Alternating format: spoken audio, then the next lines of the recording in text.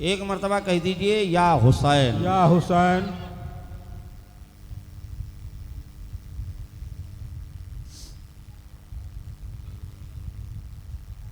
जहाँ रसूलों का, जहाँ रसूलों का जलवा दिखाई देता है, जहाँ रसूलों का जलवा दिखाई देता है, जहाँ रसूलों का जलवा दिखाई देता है, और वहीं पे नूरों का, वहीं पे नूरों का अरे दरिया दिखाई देता है, वहीं पे नूरों का दरिया दिखाई देता है। और नबी का मर्तबा और मकाम क्या है, शेर में समाज फरमाए। कुछ लोग ऐसे भी हैं जो नबी की अज़मत को नाप रहे हैं और नबी के मर्तबे को परख रहे हैं कि नबी का मर्तबा कितना है। नबी का मर्तबा क्या है ये रब ही जाने। शेर समाज फरमाए। गोमाने वहमो ख़यालो कयास से बरतर, गोमाने वहमो ख़यालो कयास से बरतर, गोमाने वहमो ख़यालो कयास से बरतर, अरे मेरे रसूलों का, मेरे रसूलों का रुतबा दिखाई देता है। नारे तकबीर, नारे तकबीर, नारे रिसालत, नारे रिसालत, जश्न शहीद आजम कॉन्फ्रेंस जिंदाबाद, जश्न शहीद आजम कॉन्फ्रेंस जिंदाबाद, मसलके आला हजरत जिंदाबाद, मसलके आला हजरत जिंदाबाद, नारे तकबीर, अल्लाह अकबर, नारे रिसालत, या रसूल। सुभान अल्लाह, सुभान अल्लाह। रसूल से मेरे ही लिए नहीं है, आप हजरात भी कहिए मेरे रसूल का रुतबा दिखाई देता है। रसूल तो सारे जहान के लिए है, सारी मखलूकात के लिए है, पूरी कायनात के लिए है। गोमाने वहम ख़यालो कयास से बरतर, मेरे रसूल का, आप जरा बोले, मेरे रसूल का रुतबा दिखाई देता है, मेरे रसूल का। और ये शेर भी आप जरा समाज फरमाएं।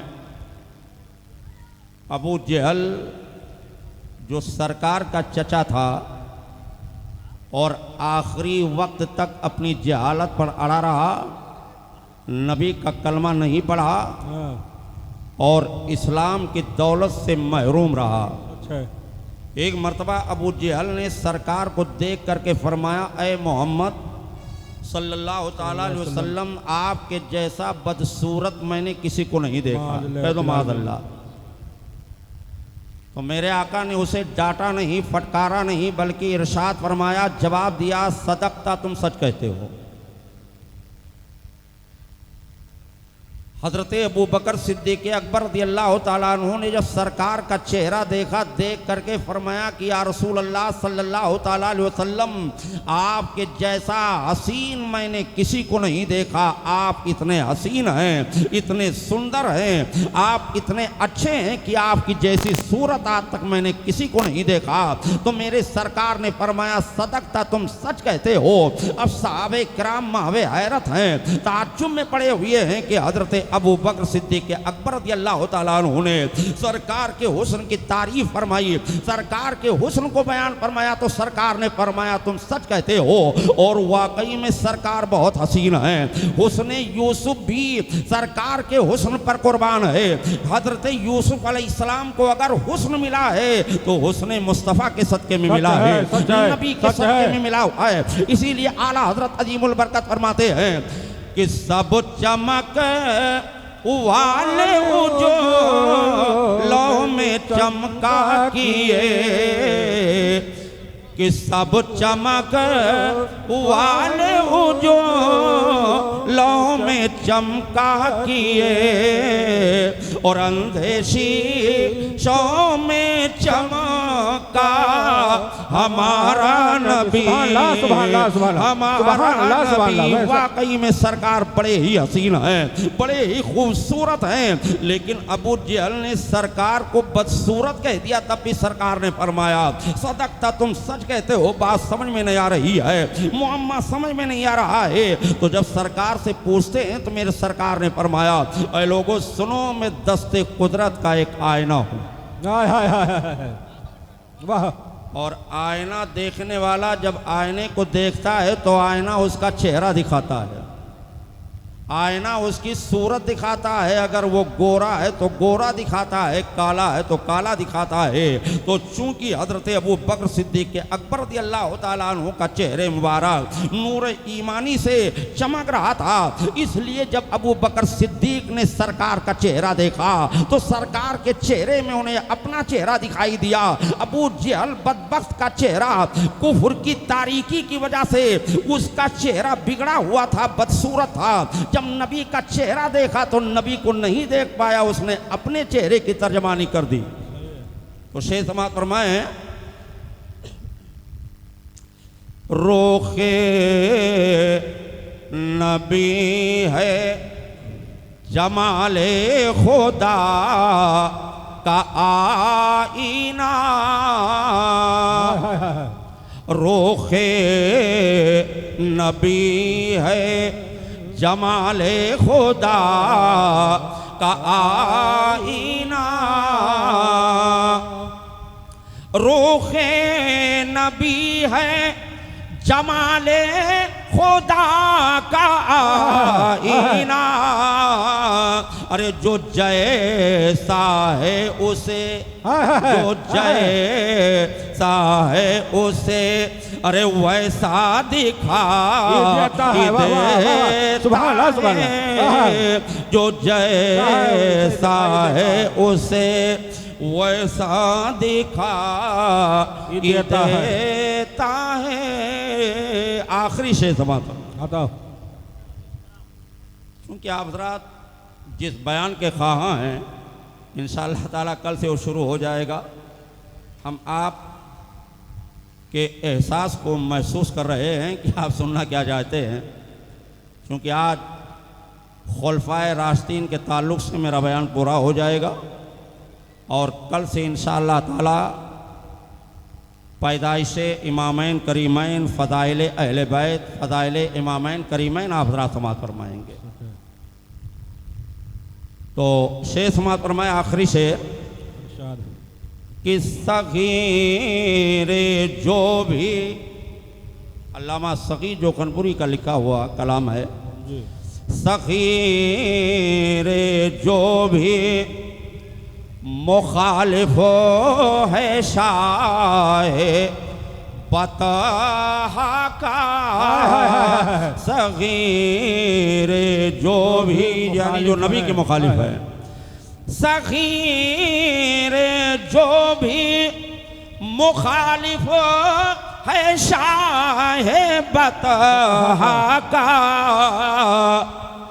बरोज़े हश्र बरोज़े हश्र वो रुसवा दिखाई देता है। बरोज़े हश्र वो रुसवा दिखाई देता है।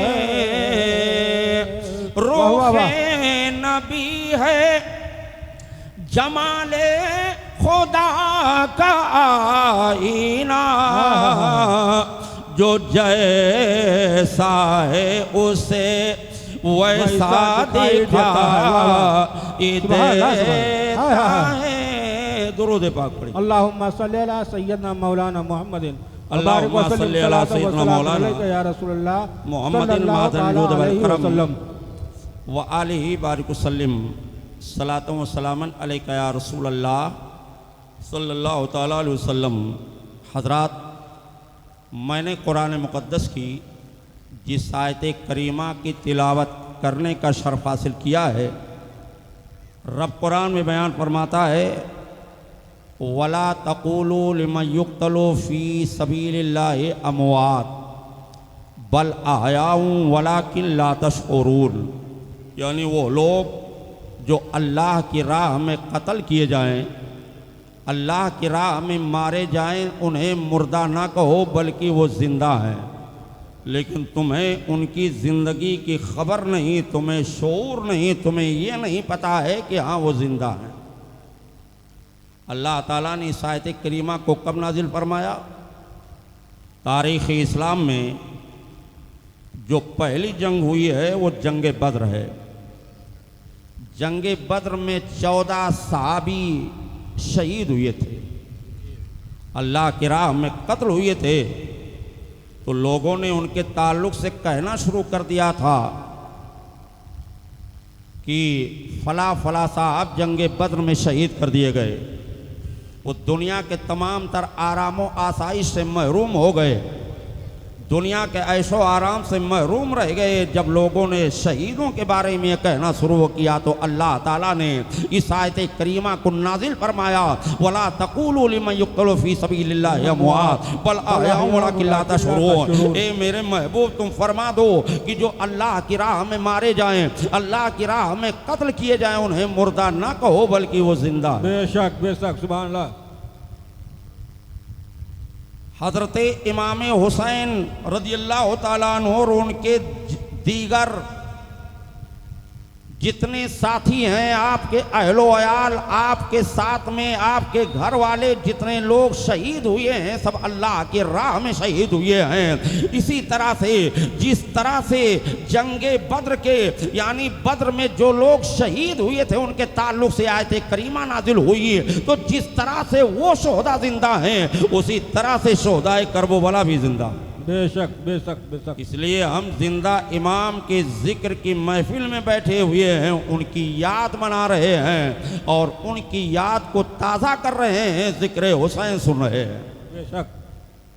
हज़रात, कल मेरा बयान हज़रत उस्मान गनी रज़ियल्लाहु ताला अन्हु की पाकीज़ा ज़िंदगी की मुख्तसर हिस्सा मैंने बयान किया था, और जो बाकी है वो भी इंशाअल्लाह ताला मैं बयान करने की कोशिश करूँगा।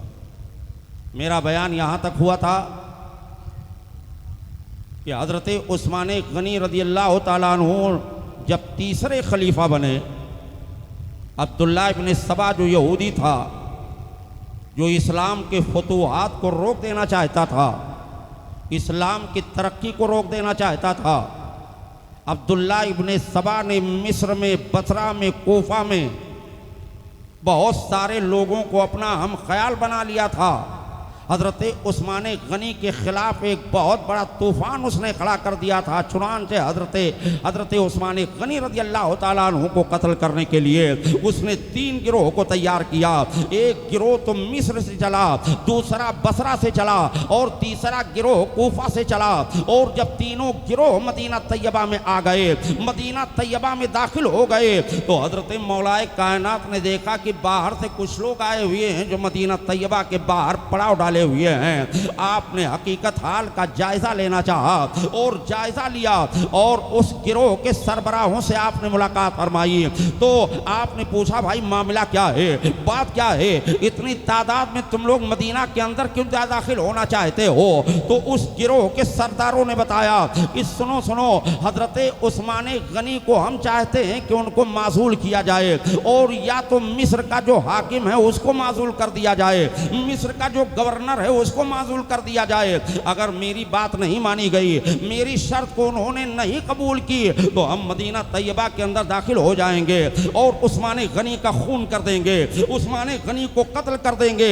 हजरत मौलाए कायनात शेर खुदा रज़ी अल्लाह तआला अन्हु हजरत उस्मान गनी की बारगाह में हाजिर हुए और कहने लगे कि ये मिस्र और बसरा के बलवाई आए हुए हैं, मदीना तैयबा पर सितम ढाना चाहते हैं, मदीना तैयबा पर यलगार करना चाहते हैं, मदीना तैयबा पर हमला करना चाहते हैं। इसलिए उनकी शर्त को मान लो, इसलिए कि जो मिस्र का हाकिम है उसको माजूल करके किसी दूसरे को हाकिम बना दो। हजरत उस्मान गनी ने उनकी शर्त को मान ली और एक खत लिख दिया उसका माजूल नामा कि मिस्र का जो हाकिम है मैं उसको माजूल कर रहा हूँ, उसकी जगह पर दूसरे हाकिम को मुकर्रर कर रहा हूँ। चुनांचे ये खत दे करके उन बलवाइयों को दे दिया गया, उन बलवाइयों के सरदारों को दे दिया गया। जब ये खत उनको दे दिया गया, ये बलवाई लोग जा रहे थे, तब तक कि हजरत उस्मान गनी का एक गुलाम था जो हबशी था, एक खत उसके पास में था। वो बड़ी तेज रफ्तार घोड़े पर सवार होकर के मिस्र की तरफ जा रहा था। रास्ते में बलवाइयों ने रोक लिया और उसकी तलाशी ली, तो उसके पास से एक खत निकला। बात समझ में आ रही है? एक खत निकला। जब खत खोल करके पढ़ा गया तो उसमें लिखा हुआ था, ओ मिस्र के गवर्नर, ये मिस्र के लोग जो 1000 की तादाद में हैं वापस मिस्र में जा रहे हैं, ये तुम्हारी माजूली का मुतालबा कर रहे हैं। हमने इनकी माजूल नामा को तो लिख दिया है लेकिन उस पर गौर नहीं करना। ये 1000 अफराद जो बलवाई हैं पहुंचते ही इनको कत्ल कर देना, इनको मार देना। जब खत को पढ़ा तो बलवाई लोग फिर वापस आ गए, गुलाम को साथ में लिया, जिस ऊँटने पर गुलाम सवार था उसको भी साथ में लिया, खत अपने कब्जा में कर लिया। 3 दिन के बाद जब बलवाई मदीना तैयबा में वापस आ गए, हजरत मौलाए कायनात ने देखा, हजरत जुबैर ने देखा, हजरत तलहा ने देखा कि आखिर मामला क्या है। ये तो बलवाई वापस चले गए थे, ये दोबारा मदीना में कैसे दाखिल हो गए? वो आए तो सीधे जा करके हजरत उस्मान गनी के घर का मुहासरा कर लिया, घर को घेर लिया, उनका दाना पानी बंद कर दिया। हजरत मौलाए कायनात रज़ी अल्लाह तआला अन्हु बलवाइयों के सरदारों से गुफ्तगू करने के लिए तशरीफ ले गए। पूछा भाई तुम लोग तो चले गए थे, मामला तो खत्म हो गया था, हजरत उस्मान गनी ने तुम्हारी शर्त को मान ली थी और मिस्र के गवर्नर को तो हटा दिया था, माजूल नामा लिख करके तो दे दिया था, लेकिन दोबारा आने का मतलब क्या है, दोबारा आने का मकसद क्या है? कहा ए मौलाए कायनात सुनो, ये हमारे साथ चाल की गई है, हमारे साथ फरेब किया गया है।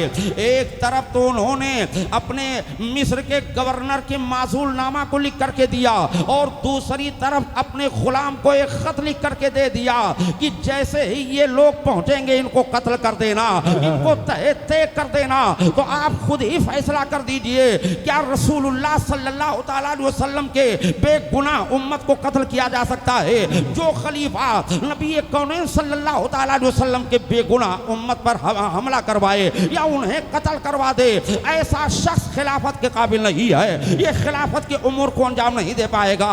इसलिए उस्मान गनी को फौरन हटाया जाए, उस्मान गनी को फौरन हटाया जाए। ये मुतालबा बड़ी सख्ती के साथ में किया गया। हजरत मौलाए कायनात उस्मान गनी की बारगाह में हाजिर हुए और ख़त को सामने रख दिया और पूछने लगे, ओ उस्मान गनी ये बताइए, ये जो ऊँटनी तुम्हारे सामने खड़ी है, क्या ये ऊँटनी आपकी है? तो आपने फरमाया हाँ ऊँटनी तो मेरी ही है। फिर गुलाम को सामने किया, कहा ये बताइए ये गुलाम आप ही का है? तो कहा हाँ गुलाम भी मेरा है। कहा अच्छा ये बताइए, ये जो खत लिखा हुआ है और इस खत में आपकी मोहर लगी हुई है, ये मोहर आप ही की है? उस्मान गनी ने फरमाया हाँ मोहर मेरी ही है। हजरत मौला अली ने फरमाया तो जब ऊँटनी आपकी है और मोहर आपकी है और ये गुलाम आपका है तो ये खत किसने लिखा है? तो हजरत उस्मान गनी ने फरमाया वल्लाह मुझे इस खत के ताल्लुक से कोई पता नहीं है, मैं रब की कसम खाता हूँ, वल्लाह मैं कहता हूँ कि इस खत के ताल्लुक से मुझे कोई पता नहीं है, कोई मालूमात नहीं है। तो जब पता लगाया गया तो पता ये चला कि उस खत को हजरत उस्मान गनी के खास रिश्तेदार जिनका नाम मरवान था उस बदबख्त ने लिख दिया था, ताकि हजरत उस्मान गनी को या तो माजूल कर दिया जाए तो कत्ल कर दिया जाए। हालांकि मरवान वो बदबख्त है कि जिसको मेरे सरकार ने मदीना तैयबा से बाहर कर दिया था, शहर बदर कर दिया गया था, वो बाप बेटे मदीना तैयबा के बाहर रह रहे थे। हजरत अबू बकर सिद्दीक़ अकबर ने अपने दौरे खिलाफत में उसको नहीं बुलाया, हजरत उमर फारूक आजम ने अपने दौरे खिलाफत में उसको मदीना तैयबा के सरहद के अंदर नहीं दाखिल होने दिया। लेकिन जब हजरत उस्मान गनी खलीफा हुए, जब तीसरे खलीफा हुए तो रिश्तेदारी का लिहाज करते हुए मरवान को बुला करके उसको जो है अपना मीर मुंशी बना दिया। जब बलवाइयों को यकीन हो गया कि यह खत उस्मान गनी ने नहीं लिखा है, मरवान का लिखा हुआ है, तो अब बलवाइयों की तरफ से मुतालबा होने लगा। मुतालबा कर रहे हैं, ऐ उस्मान गनी या तो आप खिलाफत के ओहदे से दस्तबरदार हो जाएं, खिलाफत के तख्त को आप खाली कर दें, या तो मरवान को हमारे हवाले कर दें ताकि हम उनको सजा दें। लेकिन हजरत उस्मान गनी ना तो तख्ते खिलाफत छोड़ने के लिए तैयार हैं और ना तो मरवान को उन बलवाइयों के हवाले करने के लिए तैयार हैं। इसलिए उनको यकीन था कि अगर मरवान को हमने बलवाइयों के हवाले कर दिया तो वो फौरन कत्ल कर दिया जाएगा, वो फौरन मार दिया जाएगा। चुनांचे पूरे घर का मुहासरा है। हजरत मौलाए कायनात शेर खुदा रज़ियल्लाहु तआला अन्हु ने देखा कि हालात बिगड़ते जा रहे हैं। अब हजरत उस्मान गनी के लिए मुसीबत और बढ़ती जा रही है, उनकी परेशानी और बढ़ती जा रही है, उनका दाना पानी बंद कर दिया गया है। तो हजरत उस्मान गनी के इबादत के लिए मौलाए कायनात शेर खुदा रज़ियल्लाहु तआला अन्हु ने अपने दोनों शहजादे हजरत इमाम हसन इमाम हुसैन रज़ियल्लाहु तआला अन्हु को भेज दिया था और ये कहा था कि जाकर के उस्मान गनी के दरवाजे पर खड़े रहना, पहरा देते रहना, खबरदार खबरदार कोई बलवाई अंदर दाखिल ना होने पाए, हजरत उस्मान गनी को आंच तक ना आने पाए, हजरत उस्मान गनी को खरास तक ना आने पाए। चुनांचे अबूद हसनैन करीमैन हजरत उस्मान गनी के दरवाजे पर खड़े हैं और रखवाली कर रहे हैं, पहरा दे रहे हैं, हजरत उस्मान गनी की इबादत कर रहे हैं। कई मर्तबा बलवाइयों ने चाहा कि दरवाजा तोड़ करके अंदर दाखिल हो जाएं और अंदर दाखिल होकर के उस्मान गनी को कत्ल कर दें, लेकिन उस दरवाजे के ऊपर हैदरी कछार के शेरों का पहरा लगा हुआ था, हुसैन का पहरा लगा हुआ था। बलवाइयों का रेला जब दरवाजा की तरफ बढ़ता था तो ये हैदरी कछार के दोनों शेर अपनी तलवार को हवा में लहराते हुए उनको पीछे हटने पर मजबूर कर दिया करते थे। चुनांचे जब वो बदबख्त दरवाजे के जरिए से अंदर नहीं दाखिल हो पाए तो पड़ोस में कंसारी का मकान था, उस मकान के छत पर चढ़ गए और चढ़ने के बाद में हजरत उस्मान गनी के आंगन में आ गए। तो चूंकि नीचे या तो हजरत उस्मान गनी थे या उनकी अहलिया मुबारका नाइला खातून थी, तो यही दोनों हजरात थे नीचे। और 3 आदमी दाखिल हुए जिसमें एक मोहम्मद बिन अबू बकर थे और 2 मिस्र के रहने वाले थे जिनका नाम हम्माद था। जब वो अंदर दाखिल हुए तो पहुंचते ही मोहम्मद बिन अबू बकर ने हजरत उस्मान गनी के दाढ़ी शरीफ को पकड़ लिया। जब दाढ़ी शरीफ को पकड़ा तो उस्मान गनी ने फरमाया, काश अगर तुम्हारे बाप होते तो हमारी कदर करते, हमारी इज्जत करके। उनको पता है कि वो मेरा इस कदर एहतराम किया करते थे, इस तरह से इज्जत किया करते थे, लेकिन आज तुम उनका बेटा हो करके मेरे साथ गुस्ताखी कर रहे हो, मेरी दाढ़ी को पकड़ रहे हो। इतना सुनना हुआ तब तक कि मोहम्मद बिन अबू बकर शर्मिंदा हो गए, वो पीछे हट गए। लेकिन दूसरा बलवाई पहुंच गया। दूसरा बलवाई पहुंच करके हजरत उस्मान गनी पर वार कर दिया। जैसे ही पहला वार किया, हजरत उस्मान गनी की अहलिया मुबारक अपने शौहर को बचाने के लिए आई, उसके वार को अपने हाथ पर रोक लिया, जिससे उनकी सारी उंगलियां कट गई और कट करके गिर गई, खून का फव्वारा जारी हो गया। तब तक कि फौरन दूसरे बलवाई ने हजरत उस्मान गनी पर दूसरा हमला कर दिया और मुकम्मल तौर पर वो हमला कामयाब रहा। वो हमला कारी था, चुनांचे वो हमला इसका इतना सख्त था कि एक ही वार से आप जमीन पर गिर पड़ते हैं, खून के फव्वारे निकलने लगते हैं। कुरान के वरक को खोल करके आप कुरान की तिलावत कर रहे थे, कुरान खून के छींटे कुरान के औराक पर पड़ते हैं। इस तरह से दूसरा वार करता है। हजरत उस्मान गनी रज़ियल्लाहु ताला अन्हु की तड़पने लगते हैं, उनकी रूह कब से उनसरी से परवास कर जाती है। इन्ना लिल्लाहि व इन्ना इलैहि राजिऊन। उन बलवाइयों का गुस्सा इतना बढ़ा हुआ था कि जब हजरत उस्मान गनी की शहादत हो गई, उनकी रूह कब से उनसरी से परवास कर गई, तब भी उनके पीठ पर भाला मार दिया जाता है, उनकी हड्डियों को तोड़ दिया जाता है और उनको और जख्मी किया जाता है, कई जख्म लगाया जाता है। इस तरह से हजरत उस्मान गनी रज़ियल्लाहु ताला अन्हु की शहादत हो जाती है। जब हजरत उस्मान गनी की शहादत हो गई तो उनकी अहलिया नायला चीख रही है, आवाज दे रही है, बाहर खड़े होने वाले लोगों, अरे खलीफतुल मुस्लिमीन शहीद कर दिए गए। वो खलीफतुल मुस्लिमीन की शहादत हो गई, लेकिन उनकी आवाज को कोई सुन नहीं पा रहा था। शोरो गुल था, काफी तादाद में लोग बाहर खड़े हुए थे, पूरे मकान को घेरे खड़े हुए थे। जब वो मकान के छत पर चढ़ती है और चढ़ करके ऐलान करती है कि खलीफतुल मुस्लिमीन की शहादत हो गई, वो शहीद कर दिए गए, ये खबर जब हजरत उमर फारूक आजम को पहुंची तो वो दौड़े दौड़े जल्दी आए और आने के बाद में अंदर दाखिल हुए तो क्या देख रहे हैं कि हजरत उस्मान गनी जाबहक हो चुके हैं, उनके जिस्म मुबारक से रूह परवास कर चुकी है। हजरत मौलाए कायनात को बहुत जलाल आया, वो दरवाजे पर आ गए, हजरत इमाम हसन को पकड़ा, उनको एक तमाचा मारा, हजरत इमाम हुसैन को पकड़ा, उनको एक घूंसा मारा और मार करके फरमाया, अरे शहजादों, हमने तुम्हें इसलिए भेजा था ताकि तुम उस्मान गनी की इबादत करोगे, तुम किस तरह से इबादत कर रहे थे, ये बलवाई कैसे अंदर दाखिल हो गए। कहा अब्बाजान, वो दरवाजे के जरिए से नहीं बल्कि छत के जरिए से दाखिल हुए हैं। इस तरह से उस्मान गनी की शहादत होती है। इन्ना लिल्लाहि व इन्ना इलैहि राजिऊन। तो जब हजरत उस्मान गनी की शहादत हो गई तो मदीना तैयबा के लोगों ने ज़रूरत महसूस की कि फ़ौरन किसी को खलीफा चुन लिया जाए, किसी को खलीफा बना लिया जाए। हजरत उस्मान गनी रज़ियल्लाहु ताला अन्हु की तजहीज़ व तकफीन होती है, यानी जिस कपड़े में आपकी शहादत हुई थी उसी कपड़े में जन्नतुल बकी शरीफ में दफन कर दिया गया। फिर खिलाफत के ताल्लुक से लोग गौर करने लगे कि किसी को अपना खलीफा मुंतखब कर लिया जाए, इसलिए कि बलवाई अभी मदीना तैयबा ही के अंदर हैं, ये कुछ भी सितम ढा सकते हैं, कुछ भी कर सकते हैं। बलवाइयों ने हजरत उस्मान गनी को शहीद करने के बाद में उनके घर का सारा सामान लूट लिया, यहाँ तक कि कपड़ों तक को नहीं छोड़ा, सारे सामान को लूट लिया। मदीना तैयबा के जगह जगह पर वो हंगामा करते रहते थे, मदीना तैयबा वालों को परेशान करते रहते थे।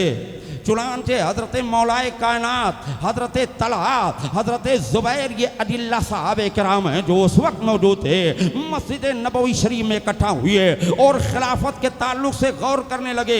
हजरत मौलाए कायनात ने हजरत तलहा की तरफ इशारा किया और हजरत जुबैर की तरफ इशारा किया कि आप हजरात इनके हाथ पर अपने हाथ को दे दें, इन्हीं को अपना खलीफा बना लें या हजरत तलहा को खलीफा बना लें। जब खिलाफत की बात आई तो हजरत तलहा ने इनकार कर दिया ए मौला कायनात, आपके होते हुए मैं खलीफा कैसे बन सकता हूँ। हजरत जुबैर की बात आई तो उन्होंने कहा आपके होते हुए मैं कैसे खलीफा बन सकता हूँ। तो और लोगों ने कहा कि जब ये दोनों हजरात खलीफा बनने के लिए तैयार नहीं हैं तो ए मौला कायनात, आप अपने हाथ को बढ़ाइए और हम लोगों से बैत लीजिए। चुनांचे हजरत मौला कायनात ने अपने हाथ को बढ़ाया, बैत का सिलसिला शुरू हो गया, लोग बैत होने लगे। हजरत जुबैर भी बैत हो गए, हजरत तलहा भी बैत हो गए, लेकिन एक शर्त के ऊपर बैत। बात समझ में आ रही है कि तारीख है, तारीख सुनने से ईमान को झिला मिलता है, ईमान को ताजगी मिलती है। वाकयात तो आप सुनते रहते हैं लेकिन ये इस्लामी तारीख है, इसको भी सुनना चाहिए। हजरत तलहा, हजरत जुबैर जब बैत हुए तो इस शर्त के ऊपर बैत हुए कि हम बैत तो हो रहे हैं लेकिन आप वादा कीजिए कि कातलाने उस्माने गनी को, यानी उस्माने गनी को जिन लोगों ने कत्ल किया है उनको आप बहुत सख्त सजा दोगे, उनको सजाए मौत दोगे और उनके साथ आप बहुत सख्ती करोगे। इसलिए कि हजरत उस्माने गनी को बेगुनाह मारा गया है, बेगुनाह कत्ल किया गया है। हजरत मौला कायनात ने वादा फरमा लिया कि हम उस्माने गनी के कातलों को छोड़ेंगे नहीं, उनको हम बहुत सख्त सजा देंगे और उनको तड़पा तड़पा करके मारेंगे। चुनांचे अब जब लोगों के बैत का सिलसिला शुरू हो गया तो कुछ बलवाई लोग भी बैत होने लगे। तो जो लोग बलवा करने आए थे मदीना तैयबा में वो लोग भी बैत होने लगे। और यही तकलीफ हजरत जुबैर को हुई, हजरत तलहा को हुई, ये तो हम ही लोगों में मिल गए। हजरत मौलाए कायनात से बहुत सख्ती के साथ मुतालबा करने लगे, आप फौरन कातलाने उस्माने गनी को, उस्माने गनी के कातलों को गिरफ्तार करें और उन्हें सख्त सजा दें। हजरत मौलाए कायनात ने फरमाया कि अभी मेरी खिलाफत, मेरी हुकूमत मुस्तहकम नहीं हुई है, मजबूत नहीं हुई है, इसलिए अभी वो लोग हमारे कंट्रोल में नहीं है। मैं पता लगा रहा हूँ, मैं खोज लगा रहा हूँ कि जब पता चल जाएगा, जब खोज हो जाएगा तो हम फौरन उनको पकड़ करके बहुत सख्ती के साथ सजा देंगे, उनको हम सजाए मौत दे देंगे। लेकिन चूंकि ये हजरात जल्दी कर रहे थे इसलिए कि उनके खून नाहक को देखा था, सबको तकलीफ हो रही थी, बस यही एक मुतालबा था कि कातलाने उस्माने गनी को सजा दी जाए, उनको सजाए मौत दी जाए। लेकिन हजरत मौलाए कायनात बहुत पसो पेश में पड़े हुए थे, इसलिए कि उस वक्त भी बलवाई मदीना तैयबा में मौजूद थे। अगर आप उन बलवाइयों पर हाथ डाल देते तो एक नई मुसीबत खड़ी हो जाती, एक नया फितना खड़ा हो जाता। इसीलिए हजरत मौलाए कायनात तवक्कुफ से काम ले रहे थे कि कुछ दिन गुजरने के बाद में हम उस्माने गनी के कातिलों को अपने गिरफ्त में लेंगे और लेने के बाद उनको सजा दे देंगे। वाह वाह वाह। मौलाए कायनात की फजीलत अल्हम्दुलिल्लाह। मेरे आका ने फरमाया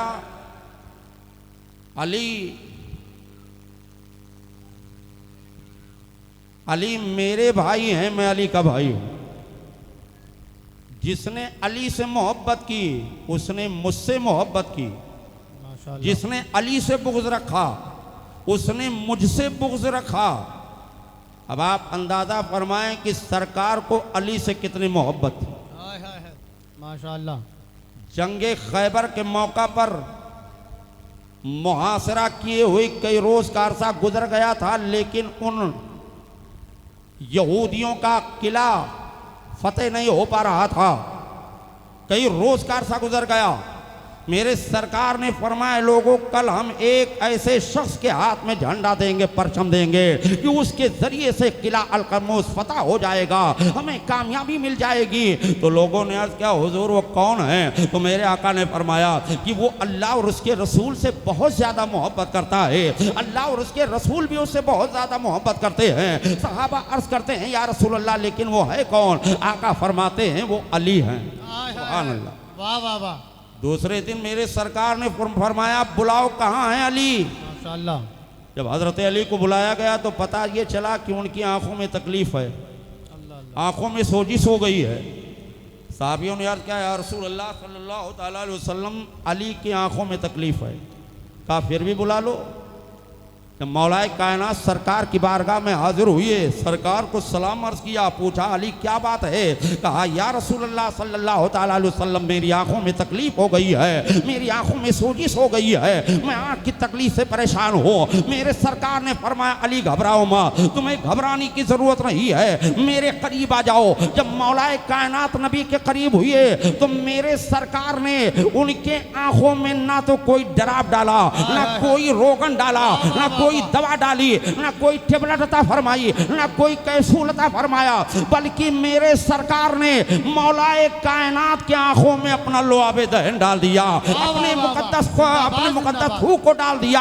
अरे लुआबे दहन का डालना हुआ, हजरते मौलाए कायनात की आंखें ठीक हो जाती हैं, सूजिश कम हो जाती है। आला हजरत अजीमुल बरकत इसी को बयान फरमाते हैं कि नबी के लुआबे दहन को देखना चाहते हो, नबी के लुआबे दहन का हाल तो ये है कि जैसे खा रिकुए शीरिए जा बने। अरे बोलिए कुछ हजरात। वाह वाह वाह। कि जैसे खा रिकुए शीरिए जा बने, और उसो जोला ले हला वत पे लाखों सलाम। उसो जोला नारे रिसालत या रसूल मसलके आला हजरत जिंदाबाद, फैजाने मौलाए कायनात जिंदाबाद, फैजाने इमाम हुसैन जिंदाबाद, नारे तकबीर, अल्लाह नारे रिसालत। बहुत अच्छे हजरत। उसो जोला ले हला वत पे लाखों सलाम, लाखों सलाम। सरकार ने अपने लुआबे दहन को डाला तो फौरन उनके आंखों की तकलीफ दूर हो गई। झंडा हजरत मौलाए कायनात के हाथ में दिया गया। मौलाए कायनात शेर खुदा जब किला अलकमूस के दरवाजे पर पहुंचे तो दरवाजे को आपने तोड़ा नहीं, दरवाजे को आपने उखाड़ा नहीं, दरवाजे को आपने खोला नहीं, बल्कि मौलाए कायनात ने दरवाजे को उखाड़ लिया और उखाड़ करके अपने पीठ पर रख लिया, ऐलान कर दिया, ए मुजाहिदीन इस्लाम अब क्या देख रहे हो? अरे किला का दरवाजा मैंने उखाड़ लिया है, उखाड़ करके अपने पीठ पर रख लिया है, मेरे पीठ पर सवार होकर के सबके सब किला के अंदर दाखिल हो जाओ। सब किला के अंदर दाखिल हो गए, फतेहयाबी मिल गई, कामयाबी मिल गई। इसीलिए मेरे सरकार ने मौलाए कायनात को शेर खुदा का लक़ब अता फरमाया कि ये कोई आम इंसान नहीं है बल्कि ये खुदा का शेर है। माशाअल्लाह माशाअल्लाह, बहुत अच्छी हजरत, वाह। और एक रवायत में ये है कि उस दरवाजे को आपने ढाल भी बना लिया था। माशाअल्लाह। और जब दरवाजे को रखा गया, उस दरवाजे को एक जगह से दूसरी जगह जब करना हुआ तो एक दो आदमी नहीं, 40 लोग चारों तरफ से दरवाजे को पकड़े, तब कुछ दूर तक जो है खसका कर ले जा पाए। वह आप अंदाजा फरमाएं कि मौलाए कायनात को अल्लाह ने कितनी ताकत अता फरमाई थी। माशाअल्लाह। वो मौलाए कायनात शेर खुदा रज़ी अल्लाह ताला अन्हु है। मौलाए कायनात शेर खुदा रज़ी अल्लाह ताला अन्हु की बड़ी फजीलतें हैं। अगर उन्हीं की फजीलत बयान किया जाए तो काफ़ी वक्त दरकार है, काफ़ी वक्त चाहिए। लेकिन हज़रत मौलाए कायनात रज़ी अल्लाह ताला अन्हु गुर्बत की ज़िंदगी बसर कर रहे थे। यही वजह है कि जब सरकार की बेटी हज़रत फ़ातिमा रज़ी अल्लाह ताला अन्हा बालिग हुई, सीने शऊर को पहुंची, तो ख़ानदान कुरैश के जानिब से लोग रिश्ता मांगने के लिए आने लगे। या रसूलल्लाह, अपनी बेटी का रिश्ता हमें अता कर दीजिए, हमें अता कर दीजिए। बड़े बड़े लोग, मालदार लोग, अच्छे अच्छे घराने के लोग रिश्ता मांगते रहे, लेकिन मेरे सरकार यही फरमाते थे, है तो मेरी बेटी, लेकिन रिश्ता हमें नहीं करना है बल्कि बेटी का रिश्ता मेरे रब को करना है। मेरा रब जिसे चाहेगा बेटी का रिश्ता अता कर देगा। चुनांचे यही हजरत अबू बकर सिद्दीक के अकबर हैं, हजरत उमर फारूक आदम हैं, और एक सहाबी और थे। ये तीनों हजरात बैठे हुए थे और बैठ करके आपस में गुफ्तगू कर रहे थे कि सरकार की बेटी बाली हो चुकी है और बहुत सारे लोग रिश्ता मांगने के लिए गए, लेकिन सरकार ने उनको रिश्ता नहीं अता फरमाया। किसी ने कहा क्या मौलाए कायनात भी रिश्ता मांगने के लिए गए थे? तो उन्हीं साहबियों में से कहा नहीं, वो तो नहीं गए हैं, और शायद इसलिए नहीं गए हैं कि चूंकि उनके पास पैसे की कमी है, वो माली एतबार से बहुत कमज़ोर हैं, इसी की बुनियाद पर वो नहीं गए होंगे। चुनांचे हज़रत अबू बकर सिद्दीक़ अकबर ने फरमाया चलो उनसे कहा जाए, अगर ऐसी बात है तो उनकी मदद कर दी जाएगी, और अगर उनको रिश्ता मिल गया तो जितना खर्चा लगेगा हम सब मिल करके लगा देंगे। बहुत अच्छे, वाह। ये सहाबा की आपस में मोहब्बत थी। और राफजियों का क्या कहना है कि हजरत उमर और हजरत अबू बकर सिद्दीक़ अकबर और मौला अली में नहीं जमती थी, कह दो माज़अल्लाह है रब्बिल आलमीन। माज़अल्लाह, माज़अल्लाह। और इन हजरात में कितनी मोहब्बत थी। अबू बकर सिद्दीक़ अकबर ने फरमाया जितना खर्चा लगेगा हम दे देंगे। माशाअल्लाह। गए घर पे पता लगाया तो पता चला कि आप एक अंसारी के बाग में मजदूरी करने के लिए गए। आज अगर किसी को मजदूर कह दिया जाए तो नाराज हो जाएगा, बताओ हम सेठ आदमियों को मजदूर कह दिया। मौलाए कायनात शेर खुदा रज़ी अल्लाह ताला अन्हु जो मजदूरी करने के लिए गए थे, ऐसे रसूल के दामाद हैं, ऐसे नबी के दामाद हैं कि जिस नबी ने फरमाया था कि अगर मैं चाह लूँ तो बदर उहुद के पहाड़ सोने और चांदी के हो जाएं, लेकिन मैं दुनिया में दौलत मांगने नहीं आया हूँ बल्कि अपनी उम्मत की बख्शिश मांगने आया हूँ। इसीलिए आला हजरत अजीमुल बरका इसी को बयान फरमाते हैं कि मालिक कौ नैन है वो पास कुछ रखते नहीं। वाह वाह वाह। अरे बोलिए भाई। माशाअल्लाह, माशाअल्लाह। मालिक कौनैन है वो पास कुछ रखते नहीं। अरे दो जहां की नेमतें हैं उनके खाली हाथ में, दो जहां की नेमतें हैं उनके खाली हाथ में। अल्लाह अकबर। वाकया सुनाना मकसद नहीं है बल्कि बात को आपके ज़हन फिक्र में उतार देना चाहता हूं कि नबी मौलाए कायनात से कितनी मोहब्बत कर रहे हैं। जब लोगों ने कहा आप अंसारी के बाग में मजदूरी कर रहे थे, फौरन आप घर आए, अपने ऊंट को घर पर बांध दिया और सहाबा के कहने पर नबी के काशाने पर पहुंच गए। और जब पहुंचे दरवाज़ा खटखटाया, अल्लाह अकबर, तो उस वक्त जो है गालबन हजरत उम्मे सलमा रज़ी अल्लाह ताला अन्हा मौजूद थी। चुनांचे मेरे सरकार ने फरमाया उम्मे सलमा दरवाज़ा खोल दो। तो आपने पूछा कौन? कहा वो है, नाम मत पूछो, कि जो अल्लाह और उसके रसूल से ज़्यादा मोहब्बत करता है। अल्लाह और उसके रसूल भी उससे ज़्यादा मोहब्बत करते हैं कि वो अली हैं। चुनांचे दरवाज़ा खोल दिया गया। सरकार अंदर दाखिल हुई है, हमारे शर्म के कुछ कह नहीं पा रहे हैं। सरकार ने पूछा अली जैसे कुछ ख्वाहिश लेकर के आए हो, तमन्ना लेकर के आए हो, लेकिन बोलते कि नहीं हो। कहा या रसूल अल्लाह सल्लल्लाहु ताला अलैहि वसल्लम मैं 5 ही साल का था कि आपने मुझे अपनी किफ़ालत में ले लिया था। आपने मुझे मेरी परवरिश की, मुझे पाल पोस करके जवान किया। 10 साल की उम्र में हमने आपका कलमा पढ़ करके इस्लाम में दाखिला लिया। आपने मेरा बड़ा ख्याल रखा, लेकिन या रसूल अल्लाह सल्लल्लाहु ताला अलैहि वसल्लम अब मैं तन्हाई महसूस कर रहा हूँ, काश मेरा भी घर बस जाता। अब मेरे आका फरमाते हैं अली कहना क्या चाहते हो, खुले अल्फाज में कहो। हजरत मौलाए कायनात फरमाते हैं या रसूल अल्लाह सल्लल्लाहु ताला अलैहि वसल्लम आपकी चहेती बेटी हजरत फातिमा ज़हरा रज़ी अल्लाह ताला अन्हा का रिश्ता मांगने के लिए आया हूँ। उम्मुल मोमिनीन फरमाती हैं कि मैं कमरे के अंदर मौजूद थी।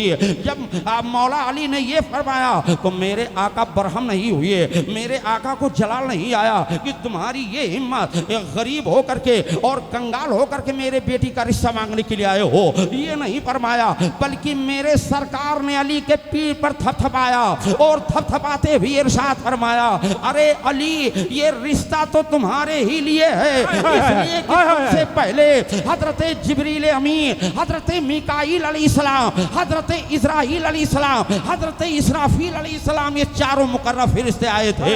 उनके साथ में 1,000 फरिश्ते थे।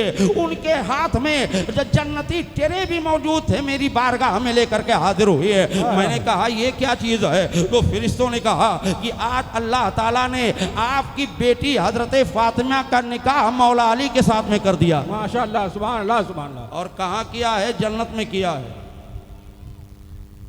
कहाँ किया है? जन्नत में। जन्नत में किया है। वो फातिमा रज़ी अल्लाह ताला अन्हा जिनके पर्दे का हाल ये है,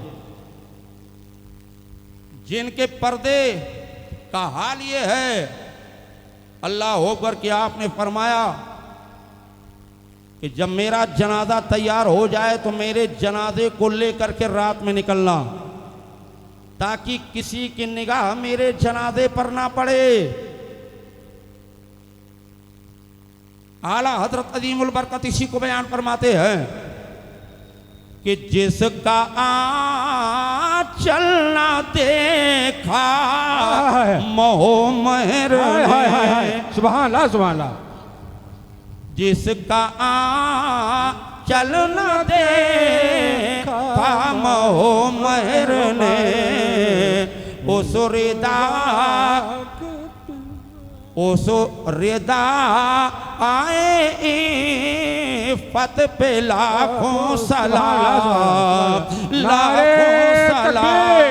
अल्लाह नारे तकबीर, नारे रिसालत, या रसूल अल्लाह, नारे रिसालत, या रसूल अल्लाह, नारे हैदरी, या अली, नारे हैदरी, नारे तकबीर, नारे रिसालत। सुभान अल्लाह, सुभान अल्लाह। ओ सुरेदा ए नुज़ाहत पे लाखों सलाम, लाखों सलाम। मेरे सरकार ने फरमाया, ए अली तुमने बहुत अच्छा किया जो रिश्ता मांगने के लिए आ गए, इसलिए कि ये रिश्ता अल्लाह ने जन्नत में मेरी बेटी का रिश्ता तुम्हारे साथ में कर दिया है। और चल करके मस्जिद नबवी शरीफ में इंतजार करो, अभी हम थोड़ी देर के बाद में आते हैं और हम यहाँ भी निकाह पढ़वा देते हैं। वो मौलाए कायनात शेर खुदा रज़ी अल्लाह ताला अन्हु हैं। अल्लाह अकबर। अब हजरत मौलाए कायनात शेर खुदा रज़ी अल्लाह ताला अन्हु जब चौथे खलीफा बने, अल्लाह अकबर, यूं तो बड़ी आसानी के साथ में लोग आपके हाथ पर बैत हो गए थे, कोई इंतशार नहीं था, कोई इख्तलाफ नहीं था, बस एक ही मुतालबा था कि उस्मान गनी के खून का बदला लिया जाए, उस्मान गनी के कातिलों को पकड़ा जाए और उन्हें सजाए मौत दी जाए। लेकिन बलवाई अभी तक मदीना तैयबा ही में मौजूद है, धमकी दे रहे हैं कि अगर आप लोगों ने मेरी शराइत नहीं मानी तो हम ये तीनों सहाबा को कत्ल कर देंगे, हजरत जुबैर, हजरत तलहा और हजरत अली को। इस तरह से वो धमकी दे रहे थे। बात आई हजरत अमीर मुआविया रज़ी अल्लाह ताला अन्हु की, जो मुल्क शाम के गवर्नर थे। कि अमीर मुआविया कौन है? कि यजीद के बाप हैं। यजीद पर आप मलामत कर सकते हो, लेकिन उनके बाप हजरत अमीर मुआविया पर मलामत नहीं कर सकते। सही है, सही है। इसलिए कि वो सहाबी रसूल हैं।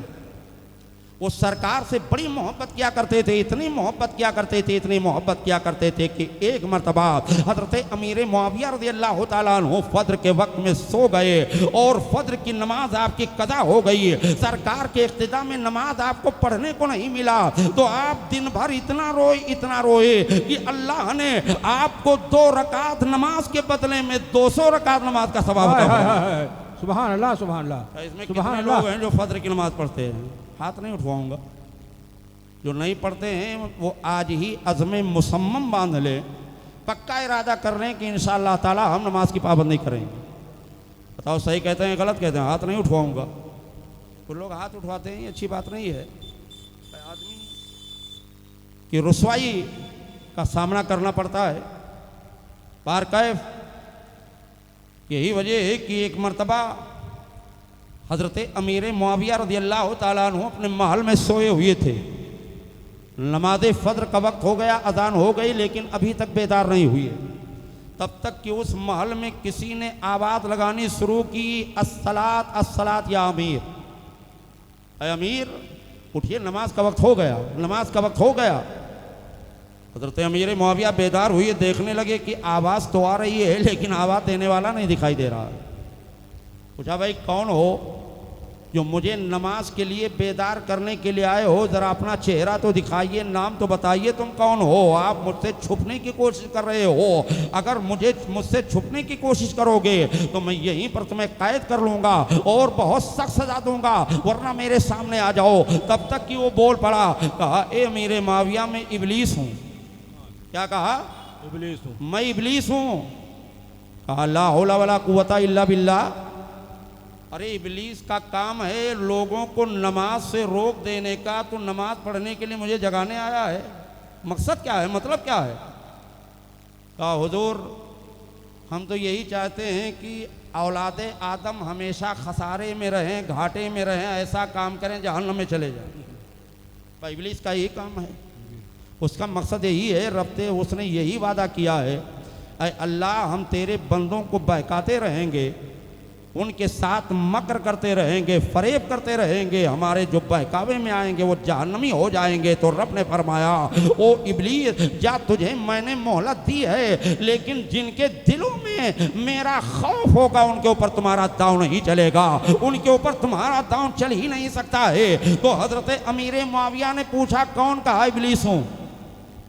लेकिन तेरा काम है नमाज से रोक देने का, नमाज पढ़ने के लिए जगाने आया है। कहा हुजूर सुनो, एक दिन आपकी नमाज फज्र कज़ा हो गई थी, सरकार के पीछे नमाज पढ़ने को आपको नहीं मिला था, तो आप इतना रोए थे कि अल्लाह ताला को आपके रोने पर तरस आ गया, बजाय 2 रकात नमाज के 200 रकात नमाज का सवाब अता फरमा दिया। तो मैंने सोचा आज भी आप सोने वाले हैं, कहीं ऐसा ना हो देर तक कि आप सो जाएं और आप ना उठ पाएं फिर रोने लगे, फिर अल्लाह ताला आपको 2 रकात के बदले में 200 रकात नमाज का सवाब अता फरमा दे। तो मैंने सोचा आपको जगा दूं ताकि आप 2 ही रकात में रह जाएं, 200 रकात का सवाब आपको कैसे मिले? ये शैतान की मक्कारी है, ये इब्लीस की मक्कारी है। चलो हमने ये भी मान लिया। कुछ लोग कहते हैं कि सहाबा के बीच में बड़ी जंग हुई है, वाकई में हुई, लेकिन नफसानियत की बुनियाद पर नहीं, इस्तिहाद की बुनियाद पर, सुबह की बुनियाद पर। वजह क्या थी? हजरत अमीर मुआविया और हजरत मौलाए कायनात शेर खुदा रज़ी अल्लाह तआला अन्हु के बीच में एक जंग हुई है सिफ़ीन के मैदान में, जिसमें 1-2 हज़ार नहीं बल्कि 70,000 सहाबे कराम शहीद हुए थे। लेकिन ये जंग नफसानियत की बुनियाद पर नहीं थी, बल्कि ये जंग इस्तिहाद की बुनियाद पर थी। आखिर मौलाए कायनात और अमीर मुआविया के बीच में इख्तिलाफ क्यों पैदा हुआ? इख्तिलाफ पैदा होने की वजह क्या थी और जंग की नौबत कैसे आ गई? तो इसकी वजह यही है, हजरत अमीर मुआविया ने हजरत मौलाए कायनात की बारगाह में मुल्क शाम से कासिद भेजा था और उस कासिद से कहला दिया था कि जा करके मौला अली से कह दो कि वो उस्मान गनी के कातिलों को सजा क्यों नहीं दे रहे। भाई ये सवाल सही था कि नहीं था? हजरत उस्मान गनी को बेगुनाह शहीद किया गया था। हर कोई मुतालबा करेगा कि बेगुनाह शहीद होने वाले के कातिलों को सजा दी जाए और बहुत सख्त सजा दी जाए। हजरत अमीर मुआविया ने जब यह मुतालबा किया कि आखिर आप उस्मान गनी के कातिलों को सजा क्यों नहीं दे रहे हो, देर क्यों कर रहे हो, तो हजरत मौलाए कायनात ने कासिद को जवाब दिया था कि जा करके अमीर मुआविया से कह दो कि मैं उनको सजा जरूर दूंगा, लेकिन अभी तक मेरी हुकूमत मुस्तहकम नहीं हुई है, मजबूत नहीं हुई है, अभी भी बलवाई मदीना तैयबा में मौजूद है, वो कोई भी तूफान खड़ा कर सकते हैं। इसकी वजह से मैं तवक्कुफ कर रहा हूँ और चंद ही दिनों के बाद में उनको हम सजा देने के लिए तैयार हैं। और जब ये कासिद और जाने के बाद में अमीर मुआविया से कहा कि वो तो इस तरह से कह रहे हैं, तो अमीर मुआविया ने एक मजलिस शूरा मुनाकिद फरमाई और उस यानी मीटिंग बुलाई। उस मीटिंग में तमाम सहाबा से कहा कि हजरत मौलाए कायनात जब उस्मान गनी के कातिलों को सजा नहीं दे सकते हैं तो वो खिलाफत के और उमूर को क्या अंजाम देंगे, वो खिलाफत के निज़ाम को कैसे संभाल पाएंगे, इसलिए वो खिलाफत के हकदार नहीं हैं, हम खुरूज करते हैं। चुनांचे उसी बार अमीर मुआविया ने खुरूज कर लिया था और ये मुतालबा किया था कि उस्मान गनी के कातिलों को सजा दी जाए। तो अमीर मुआविया का मुतालबा करना ये भी हक बजानिब और मौलाए कायनात का माजरत पेश करना ये भी हक बजानिब, इसलिए कि मौलाए कायनात उस्मान गनी के कातिलों का पता लगा रहे थे। वो कातिल आपके फौज ही में मौजूद थे, लेकिन आप ये नहीं कर पा रहे थे कि आखिर असल में कातिल कौन है। इसलिए सुबह की बुनियाद पर मजहब इस्लाम में किसी को सजा देना जायज़ नहीं है। मजहब इस्लाम ही में नहीं बल्कि हर मजहब के लोगों का ये मानना है कि सुबह की बुनियाद पर किसी को सजा नहीं दी जाएगी। सजा उसे दी जाएगी जब तहकीक के साथ, दलील के साथ पता चल जाए कि मुजरिम यही है, जुर्म इसी ने किया है, तब सजा दी जाएगी। इसलिए मौलाए कायनात सुबह की बुनियाद पर हजरत उस्मान गनी के कातिलों को सजा नहीं दे पा रहे थे। यही वजह थी कि जंग की नौबत आ गई थी। हजरत मौलाए कायनात मदीना तैयबा से चल करके कूफा पहुंच गए और कूफा ही को अपना दारुल खिलाफा बना लिया, दारुल हुकूमत बना लिया और वहीं से अपनी फौज को तैयार किया। अमीर मुआविया ने पहले ही से अपनी फौज को तैयार कर रखा था। चुनांचे जब सिफ़ीन के मैदान में पहुंचे, एक तरफ मौला अली का खेमा लगा हुआ है, दूसरे तरफ अमीर मुआविया का खेमा लगा हुआ है और तीसरे तरफ अब्दुल्ला इब्ने सबा 3 मील के दूरी पर 1000 आदमियों के लिए, सवाइयों को लिए हुए अपना डेरा डाले हुए, जो मुसलमानों को आपस में लड़वाने के लिए आया। भाई उसकी क्या जरूरत थी जानी। महज इस बुनियाद पर कि ये दोनों सरदार बहुत बड़े आलिम हैं, नबी से बेहद बेपनाह मोहब्बत करते हैं, कहीं ऐसा ना हो कि आपस में सुलह कर लें और जंग ना होने पाए, हमारा मकसद ना पूरा होने पाए। कि ये 3 मील की दूरी पर अपने पड़ाव को डाले हुए था, अपने जासूसों को भेज दिया था सिफ़ीन के मैदान में, जा करके देखो तो कि दोनों सरदार आपस में क्या बात कर रहे हैं, क्या गुफ्तगू कर रहे हैं। आखिरकार हजरत अमीर मुआविया रज़ियल्लाहु ताला अन्हु मौला अली के खेमे में तशरीफ लाए। सुभान अल्लाह, सुभान अल्लाह, बहुत गौर से सुनिए। सुभान अल्लाह, सुभान अल्लाह। जब खेमे में आए, सलाम अर्ज किया, मौला कायनात ने सलाम का जवाब दिया, आप उठ कर खड़े हो गए। दोनों हजरात ने हाथ मिलाए। हालांकि अली की फौज की कैंप इधर लगी है, अमीर मुआविया के फौज का कैंप उधर लगा हुआ है। अमीर मुआविया ने फरमाया, भाई अली, हम दोनों हजरात के बीच में जंग अच्छी नहीं है, अगर जंग हो जाएगी तो बहुत खून खराबा होगा, आपके तरफ के लोग भी मारे जाएंगे, हमारे तरफ के लोग भी मारे जाएंगे। मौला अली ने फरमाया, भाई अमीर मुआविया, तुम ठीक कह रहे हो, हम भी नहीं चाहते हैं कि आपस में जंग हो, आपका जो मुतालबा है हम उसे पूरा करने के लिए तैयार हैं, लेकिन जैसे ही मेरी खिलाफत मुस्तहकम हो जाएगी, मेरी हुकूमत मजबूत हो जाएगी, हम उस्मान गनी के कातिलों को सजा देंगे, उनको सजाए मौत देंगे। अब क्या होना चाहिए? तो हजरत अमीर मुआविया ने फरमाया, हुजूर आपस में सुलह कर लेना चाहिए। बहुत अच्छी तारीख है। आज कुछ लोग ये आरोप लगाते हैं सहाबा भी तो आपस में लड़ रहे थे। कह दो माज़अल्लाह, लड़ नहीं थे, रहे थे, उनको लड़वाया जा रहा था। आज भी अगर कोई एक दूसरे से लड़ता है तो वो लड़ते नहीं हैं, बल्कि लड़वाने वाला कोई और होता है। असल में कोई और होता है, हाथ किसी और का होता है।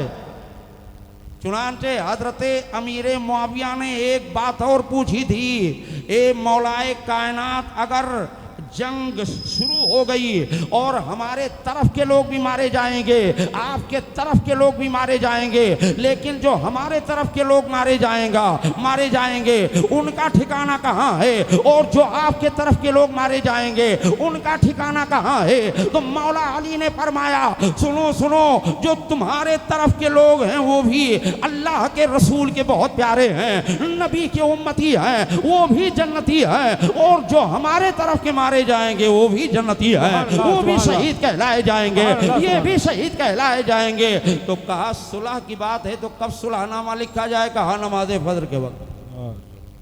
शाम को बात हुई, कहा नमाज फजर के वक्त सुलहनामा लिख दिया जाएगा। कहा अब्दुल्ला इब्ने सबा जो फित्तीन था, जो लड़वाने के लिए आया था, उसके आदमी तेज रफ्तार घोड़े पर सवार हुए अब्दुल्ला इब्ने सबा के पास पहुंचे। कहा सरदार गजब हो गया। कहा क्या बात है? कहा दोनों सरदार आपस में सुलह कर लेना चाहते हैं। तो पूछा क्या सुलहनामा लिख गया? कहा लिख नहीं गया है। कहा कब लिखा जाएगा? कहा नमाज फजर के बाद। अब इसकी अय्यारी देखिए, फितना पर्दासी देखिए। अब्दुल्ला इब्न सबा ने कहा, सुनो, कुछ लोग अली की फौज में जाकर शामिल हो जाओ और कुछ लोग अमीर मुआविया की फौज में जाकर शामिल हो जाओ। लड़ाने वालों की तरकीब देखिए। देखिए, मैंने बहुत पहले बता दिया कि इंसान उनसे मुस्तक है और उनका माना मोहब्बत है। जिसके अंदर मोहब्बत ना हो वो इंसान ही नहीं है। इंसान के दिल के अंदर एक दूसरे से मोहब्बत होती है, इसलिए कि इंसान का माना ही मोहब्बत होती है। चुनांचे ये फितना पर्दास ने हुक्म दे दिया कि कुछ लोग अली की फौज में चले जाओ, कुछ अमीर मुआविया की फौज में चले जाओ। नमाज फजर के पहले पहले दोनों तरफ से हमला कर दो और दोनों तरफ से हल्ला बोल दो, जंग शुरू हो जाएगी, हजारों लोग मार दिए जाएंगे, बहुत नुकसान हो जाएगा। चुनांचे इसी तरह से उन बदबख्तों ने किया। वो जा करके आधे लोग अली की फौज में शामिल हो गए, आधे लोग अमीर मुआविया की फौज में शामिल हो गए। नमाज फजर की अभी अजान तक नहीं हुई थी, तब तक कि सबाइयों ने मौला अली के जानिब से अमीर मुआविया की फौज पर हमला कर दिया। और जब हमला कर दिया अचानक, इसलिए कि यह खबर फैल गई थी कि जंग नहीं होगी, सुलहनामा लिखा जाएगा, दोनों सरदार आपस में सुलह कर लेंगे। इसलिए सारे फौजी मुतमईन हो गए थे, दोनों तरफ के लोग मुतमईन हो गए थे। दोनों तरफ के लोगों को इत्मीनान हो जाएगा कि अब हमें जंग नहीं करनी है, लड़ाई नहीं करनी है, इसलिए कि अब तो सुलहनामा लिखा जाएगा। लेकिन जब अचानक हमला होता है तो लोग बड़ी तेजी के साथ में उस हमले का जवाब देते हैं। जब शोरो गुल सुनते हैं, हजरत अमीर मुआविया खेमा से बाहर निकले और निकल करके कहने लगे, वाह अली, आपने हमारे साथ इतना बड़ा धोखा किया। अरे अली, तुमने तो कहा था कि हम सुलह करेंगे और नमाज फजर के बाद में सुलहनामा लिखा जाएगा। आपने हमारे साथ धोखा किया है, हमारी फौज पर हमला करवा दिया है, आपको छोड़ेंगे नहीं, आपकी पूरी फौज का सफाया कर देंगे। आपने ऐलान कर दिया, अरे फौजियों क्या देख रहे हो, अली की फौज पर हमला कर दो, उन्हें नीस्त नाबूद कर दो। इधर हजरत मौला अली ने देखा कि हंगामा हो रहा है, तलवारें चमक रही हैं, तो ये खेमा से बाहर निकल आए और निकलने के बाद में कहने लगे, अरे वाह अमीर मुआविया, आपने हमारे साथ इतना बड़ा धोखा किया, इतनी बड़ी गद्दारी की कि आपने तो ये फैसला किया था नमाज फजर के बाद में सुलहनामा लिखा जाएगा, हमारी फौज के ऊपर तुमने हमला करवा दिया। अरे मेरे सिपाहियों क्या देख रहे हो, अमीर मुआविया की फौज पर हमला कर दो। ये हमला करवाने वाले कोई और नहीं थे, यही सबाई थे जो यहूदी थे। अब्दुल्ला इब्न सबा यहूदी था और जो लोग सबाई हो गए थे उसके हम ख्याल हो गए थे, वही लोग लड़वाए। ऐसी जंग हुई कि जिसमें 70,000 मुसलमान शहीद हुए, उनकी जाने गई। अल्लाह अल्लाह। तो बताओ कि इज्तिहाद की बुनियाद पर यह सब हुआ, नफसानियत की बुनियाद पर नहीं था।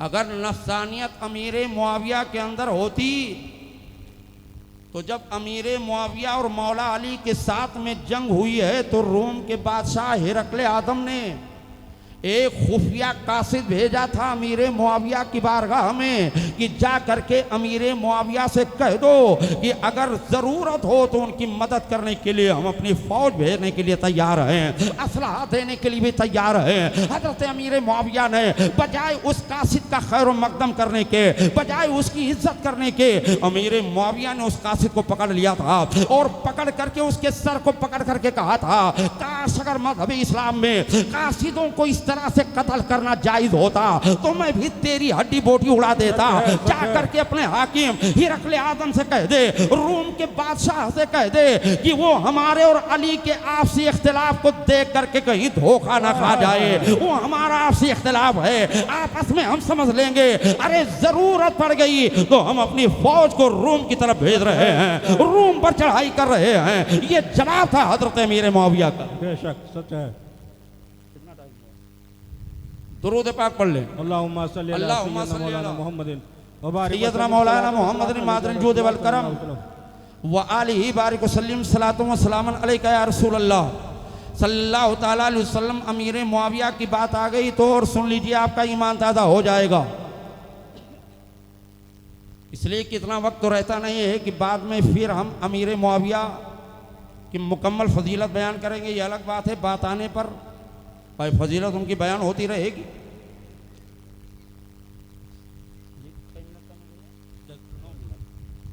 दुरूद पाक पढ़ ले।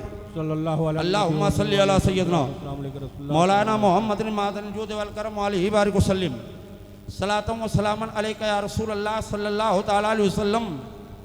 हजरत अमीर मुआविया रज़ियल्लाहु तआला अन्हु कौन है? अमीर मुआविया की माँ की शादी पहले एक ऐसे शख्स के साथ में हुई थी जिसका नाम था फाका। क्या नाम था? कुछ बोलिए ताकि नींद ना आए। फाका। क्या नाम था? ये जो ऊपर बैठे हुए हैं वो लोग नहीं बोल पा रहे हैं, ऊपर वालों को तो और बोलना चाहिए। हाँ, एक बुढ़िया के यहाँ कुछ चोर लोग घुस गए, तो बुढ़िया ने जब कुछ खटपट की आवाज़ सुनी या चोर लोगों को चावल मिल गया और शक्कर मिल गया या भेली मिल गई, तो मीठा पकाने लगे। कहा बड़ा अच्छा मौका है, बुढ़िया क्या करेगी, बेतहाशा सो रही है बेखबरी के साथ, पका खा लें, चोरी करके निकल जाएंगे।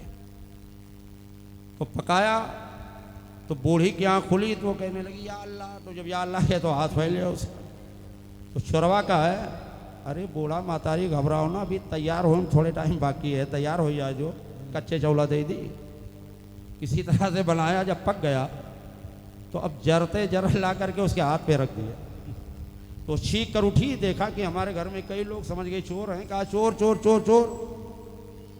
तो एक चोर जो है तो जा करके धरने पर बैठ गया, उसके चारपाई के नीचे, ऊपर जो है धरना था, वो बैठ गया। बकिया चोर लोग भाग लिए। अब गांव के लोग आए, कहा बुढ़िया मातारी का क्या हुआ, क्यों चिल्ला रही थी? क्या भैया चोर, उन्हें ऊपरा वालू जाना है। कहा उन्हें ऊपरा वालू जाना है। कहा अरे बताओ ऊपरा वालू क्या? कहा उन्हें ऊपरा वालू जाना है। ऊपरा से बोलत है, अरे बूढ़ा में कहीं मिठो खमाए नहीं तो रेखिम गड़ी थे, ऊपर वाले जाने, जो भाग गए वहीं ना जाना है। इसी बात है, जो ऊपर बैठे उनको और हरकत में आना चाहिए। कह दो सुभान अल्लाह, सुभान अल्लाह। कह दो या हुसैन, या हुसैन। हजरत अमीर मुआविया की माँ की शादी जिसके साथ में हुई थी उसका नाम था फाका। फाका बड़ा अमीर आदमी था, बहुत ही दौलतमंद था, बहुत बड़ी हवेली बना करके रखा था। जब वो कहीं चला जाता था तो उसकी बीवी, उसकी अहलिया उस हवेली के बरामदे में आकर बैठ जाती थी। एक मरतबा फाका किसी ज़रूरत के तहत अपनी हवेली से बाहर चला गया। अब जब वापस आया तो क्या देख रहा है कि उसके हवेली के तरफ से एक गैर मर्द आ रहा है, एक गैर नौजवान आ रहा है। तो ये देखकर इसको शक पैदा हुआ। तो नौजवान को तो नहीं रोका, लेकिन ये गया अपनी बीवी से कहने लगा, ये बताओ कि अभी ये कौन मर्द था जो तुमसे मिलने के लिए आया था? वो चौंक पड़ी। कहा भाई मुझसे मिलने के लिए तो कोई मर्द नहीं आया था, कोई नौजवान नहीं आया था। तुम कह रहे हो तो मैं सुन रही हूँ, वरना मुझे ये भी नहीं पता है कि कौन आया था, किधर से आया था, कैसे आया था। कहा अच्छा बहाने कर रही हो, मैं जब नहीं रहता हूँ तब बुला लेती हो और उससे मुलाकात करती हो, और मुझसे बहाना बना रही हो, मैं उसे जानती ही नहीं हूँ। सुनो सुनो, आज के बाद आपसे मेरा कोई ताल्लुक नहीं है, तुम अपने मायके चली जाओ। अब मैं तुझे अपना बेगम बना के नहीं रखूँगा, अपना बीवी बना करके नहीं रखूँगा। चुनांचे वो रोने लगी और रोती हुई अपने मायके चली गई। अपने बाप को पूरी दास्तान को सुना दिया। उनके बाप ने कहा सुनो, अगर ऐसी बात है तुम्हारा शौहर तुम्हारे ऊपर इल्ज़ाम लगा रहा है तो हम तुम्हें एक नजूमी के पास लेकर के चलेंगे। भाई नजूमी जो भविष्यवाणी करते हैं, मुस्तकबिल की खबरें बताते रहते हैं इल्म नज्म के ज़रिए। तो वो घबराई और घबरा कर कहने लगी, मेरे अब्बा जान अगर मुझे आप नजूमी के पास ले चलोगे तो नजूमियों की कोई बात झूठी हो जाया करती है और कोई बात सच्ची हो जाया करती है। कहीं ऐसा ना हो कि उसका कयास गलत हो जाए और मेरे दामन को दागदार बनाते बता दे, तब तो मैं और रुसवा हो जाऊंगी, तब तो मैं और बदनाम हो जाऊंगी। तो उसके बाप ने कहा सुनो, मैं उसकी तरकीब रखता हूँ, पहले मैं उसका इम्तिहान लूंगा तब तुम्हारे ताल्लुक से पूछूंगा। कहा ठीक है, मैं चलने के लिए तैयार हूं। चुनांचे उसने अपने दामाद को भी ले लिया, यानी फाका को भी साथ में ले लिया, अपनी लड़की को भी ले लिया। नजूमी के पास गया। कहा नजूमी साहब एक बात पूछने के लिए आया हूं। कहा पूछो, क्या पूछ रहे हो? कहा ये बताइए मेरा घोड़ा किस अंदाज में है?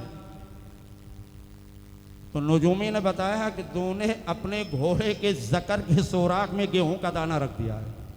हमारे उलमा समझ रहे हैं। तो उसने कहा हाँ सही कह रहे हो, सही हमने रख दिया है। वो समझ गया, यकीन हो गया कि हाँ अब ये जो बता रहा है सही सही बता रहा है। फिर पूछने लगा इस औरत के ताल्लुक से तुम्हारा क्या कहना है जो हमारे साथ में आई हुई है। तब तक कि उस नुजूमी ने उस औरत के बाप के पीठ पर हाथ रखा और रख करके मुबारकबाद पेश करने लगा। अरे इस औरत के बारे में क्या पूछ रहे हो, इसका दामन साफ पाक साफ है, इसका दामन सुथरा है। और सुनो ये वो औरत है कि जिसके बदन से एक बादशाह पैदा होगा, एक सुल्तान पैदा होगा। वो बादशाह कौन था, किसके तरफ वो इशारा कर रहा था, यानी अमीर मुआविया पैदा होंगे जो बादशाह होंगे। इसलिए कि इस्लामी सल्तनत में बादशाहत हजरत अमीर मुआविया ही से चली। सच है बेशक। वाह वाह सुभान अल्लाह। इस औरत के बतन से एक बादशाह पैदा होगा, इसका दामन पाको साफ है। जब फाका ने सुना कि मेरी औरत का दामन बिल्कुल पाको साफ है तो उसके दिल में मोहब्बत हो गई। गया, हाथ पकड़ा, कहा चलो मेरा शक दूर हो गया, तुम्हें अपना बीवी बना करके रखूंगा। मैंने गलत इल्जाम लगा दिया था। तो उन्होंने फाका के हाथ को झटक दिया और झटकने के बाद में डांट दिया, कहा खबरदार मुझे हाथ लगाने की कोशिश मत करना, तूने हमें नाजायज तौर पर रुसवा करने की कोशिश की थी। जब मेरे बतन से एक बादशाह पैदा होगा, एक सुल्तान पैदा होगा, तो मैं ये नहीं चाहती हूँ कि उस बादशाह के पैदाइश में तेरे सुल्ब का मामला हो, तेरे नुतफे का मामला हो। इसी वक्त में मुझे तलाक दे दीजिए, मुझे छोड़ दीजिए। चुनांचे फाका को आपने छोड़ दिया और उनके बाप ने उस अमीर मुआविया की माँ का निकाह हजरत अबू सुफियान के साथ में कर दिया। अबू सुफियान से हजरत अमीर मुआविया पैदा हुए। सुभान अल्लाह, सुभान अल्लाह, सुभान अल्लाह। अमीर मुआविया पैदा हुए, उम्मे हबीबा पैदा हुई, एक लड़की अमीर मुआविया की बहन उम्मे हबीबा कौन है, मेरे सरकार की ज़ौजाए मुबारका हैं, उनकी मुकद्दस बीवी हैं, तमाम मोमिनों की माँ हैं। इसीलिए बाद मौरखीन ने अमीर मुआविया को मुसलमानों का मामू कहा है, मोमिनों का मामू कहा है कि मोमिनों के मामू हैं। वो हजरत अमीर मुआविया रज़ियल्लाहु ताला अन्हु हैं कि जिनकी पैदाइश की बशारा पहले ही से नुजूमियों ने दी थी। मेरे सरकार ने भी बशारत दे दी थी।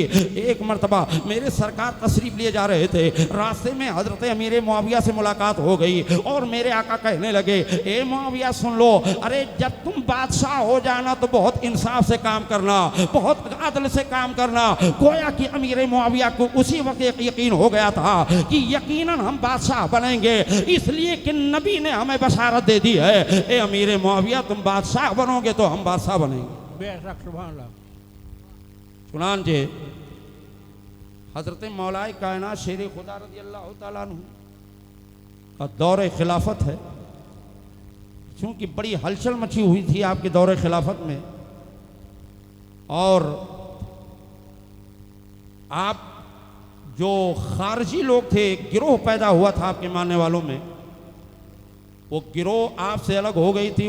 उसी गिरोह को खारजी कहा जाता है और उनका अकीदा ये था ला हुक्मा इल्लल्लाह, कि उनका नारा था ला हुक्मा इल्लल्लाह, यानी खुदा के सिवा किसी का हुक्म नहीं, हम इनको हक नहीं मानेंगे। ये खारजियों का ग्रुप अलग हो गया, मौला अली के खिलाफ साजिश करने लगे। खारजियों में से एक शख्स था जिसका नाम मुलजिम था, और दो खारजी और तैयार हुए, और उन लोगों ने शाम के वक्त ये मशवरा किया कि सुनो, हम खारजियों की कोई कदर कीमत नहीं है, हम खारजियों को ना तो अली मानते हैं, ना तलहा मानते हैं, ना जुबैर मानते हैं, ना अमीर मुआविया मानते हैं। तो एक काम करो, हम लोग तैयार हो जाएं और तैयार हो करके सवेरे सवेरे नमाज फज्र के वक्त में एक ही वक्त में अली पर हमला कर दिया जाए, अमीर मुआविया पर हमला कर दिया जाए। और एक सहाबी के बारे में और बताया, चुनांचे अली कायनात शेर खुदा रज़ी अल्लाह ताला अन्हु पर हमला करने के लिए मुलजिम तैयार हुआ। मुलजिम ने कहा सवेरे सवेरे मौलाए कायनात पर हम कातलाना हमला करेंगे, उनका खात्मा कर देंगे, सारा झगड़ा ख़त्म हो जाएगा माज़अल्लाह रब्बिल आलमीन। और दूसरे ने कहा हम अमीर मुआविया को ख़त्म कर देंगे। वो मुल्क शाम चला गया, ये मदीना तैयार, ये कूफा में चला आया, इसलिए कि दारुल इमारत दारुल खिलाफा आपने कूफा ही को बनाया था। नमाज फज्र के वक्त उससे पहले पहले आप अस्सलात अस्सलात की सदा लगाया करते थे। आप जैसे ही सलात की सदा लगाते हुए मस्जिद के दरवाजे पर पहुंचे, ये मुलजिम खंजर को लिए खड़ा था और फौरन दांव पा करके निशाना लगा करके हजरत अली पर हमला कर दिया। हजरत अली पर ऐसा वार किया, ऐसा जख्म लगा कि आपका सर फट गया, भेजे तक वो खंजर पहुंच गया, यहाँ तक कि आप जमीन पर गिर पड़े और फौरन उस मुलजिम को पकड़ लिया गया। पकड़ करके उसको जिंदा रखा गया, हजरत मौलाए कायनात को घर ले जाया गया। उनकी हालत खराब होती जा रही है, हालत खराब होती जा रही है। मौला अली ने फरमाया कि ये बताओ कि मेरा कातिल कहाँ है? तो लोगों ने अर्ज़ किया हुजूर वो बिल्कुल महफूज है। कहा ठीक है, भी उससे कत्ल ना करना, इसलिए कि अगर मैं ठीक हो जाऊंगा उसके बाद में हम बताएंगे इसके साथ में क्या करना है, और इसी जख्म से अगर मेरी शहादत हो गई तो इसको एक ही वार में कत्ल कर देना, एक ही वार में इसका काम तमाम कर देना। चुनांचे जब हजरत मौलाए कायनात शेर खुदा रज़ी अल्लाह ताला अन्हु की उसी वार से उनकी शहादत हो जाती है, उसी जख्म से उसकी शहादत हो जाती है, उसके जब उनकी तजहीज़ और तकफीन हो जाती है, यहाँ तक कि उसके बाद में हजरत इमाम हसन रज़ी अल्लाह ताला अन्हु ने एक ही वार में मुलजिम को ख़त्म कर दिया, वासले जहन्नम कर दिया। इस तरह से हजरत मौलाए कायनात शेर खुदा रज़ी अल्लाह ताला अन्हु की शहादत होती है। इन्ना लिल्लाहि व इन्ना इलैहि राजिऊन। यूँ तो उनके मज़ार पुरअनवार का कोई मुकम्मल पता नहीं है, मौरिखीन में बड़ा इख्तिलाफ है। किसी ने कहा कूफा के दारुल इमारत में आपको दफन किया गया, किसी ने कहा मदीना तैयबा में दफन किया गया, किसी ने कहा उनके लाश को एक दूसरी जगह से एक दूसरी जगह पर मुंतकिल करते रहे, इसलिए कि खारजी लोग कहीं उस लाश की तौहीन न कर दे। चूँकि आज तक मैंने खुलफाए राशिदीन की मुकम्मल नहीं, इजमाली तौर पर उनकी हालात ज़िंदगी को बयान किया, उनकी शहादत को बयान किया। इंशाअल्लाह ताला कल से आप पैदाइश इमामैन करीमैन और फ़ज़ाइल अहले बैत आप ज़रा समाअत फरमाएंगे। यकीनन आपको बड़ा मज़ा आएगा, ईमान में ताजगी पैदा होगी। अगर मुझसे कोई लग़ज़िश हो गई हो तो मैं अपने रब की बारगाह में तौबा करते हैं। अस्तग़फिरुल्लाह रब्बी मिन कुल्लि ज़म्बिन व अतूबु इलैहि व मा अलैना इल्लल बलाग। अस्सलामु अलैकुम। खड़े हो जाएं सब।